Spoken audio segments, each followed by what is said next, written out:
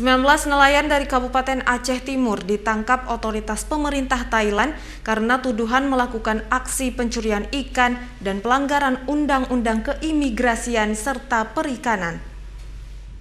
19 nelayan ditangkap Angkatan Laut Thailand, termasuk satu orang masih di bawah umur yang merupakan anak buah kapal KM Sinar Makmur GT25 dan kapal motor Bahagia 7 GT.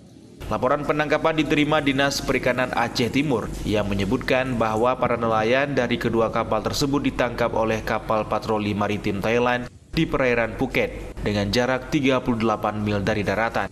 Kepala Dinas Perikanan Kabupaten Aceh Timur, Cut Ida Maria mengatakan ada 19 nelayan Aceh Timur yang ditangkap otoritas Thailand sejak Kamis 27 Januari 2022 lalu. Namun Dinas baru menerima laporan pada Senin 31 Januari 2022.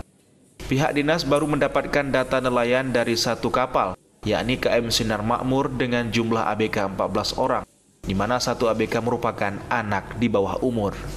Ya, terkait yang penangkapan itu kita baru mendapatkan data satu bot 14 orang kan, dan satu orang ada yang di bawah umur malah. Cuma satu bot lagi kita belum dapat datanya.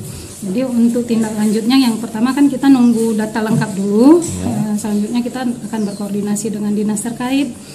Sementara itu pihak dinas sedang berupaya mendapatkan data dari keseluruhan awak kapal yang ditangkap pihak maritim pemerintah Thailand, serta melakukan koordinasi dengan pemerintah pusat terkait adanya penangkapan nelayan dari Aceh.